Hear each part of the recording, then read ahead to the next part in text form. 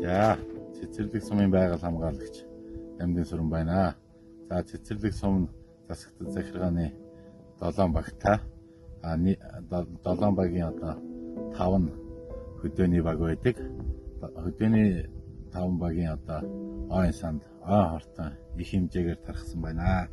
Ингээд энэ жил улсын төсвийн хөрөнгөөр, орон нутгийн төсвийн хөрөнгөөр одоо устгалтын үйл ажиллагааг бас зорих хэмжээнд үр дүнтэй зохион байгуулсан. Одоо ингээд Дэлгэр хаан баг нь одоо тэр авс харагдж байгаа. Тэр уулуудаар одоо ингээд ойн хортон бол ойгоороо нийт ингээд бас тархацсан. Улаалт маш ихтэй. Ингээ хаашаа ингэж яваад Тулаа зэргийн нуруу 2 дугаар баг ч гэсэн одоо ойн хортонд нийт ойн санаас ингээд нэрвдэд байна.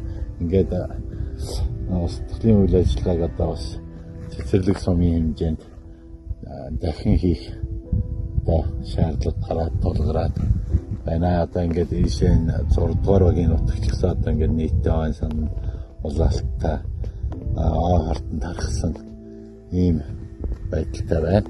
Уршаага одоо уран хайхан баг 4-р баг гэж байгаа. Энд бидний энэ байгаа газраас бас хараахан харагдахгүй байна.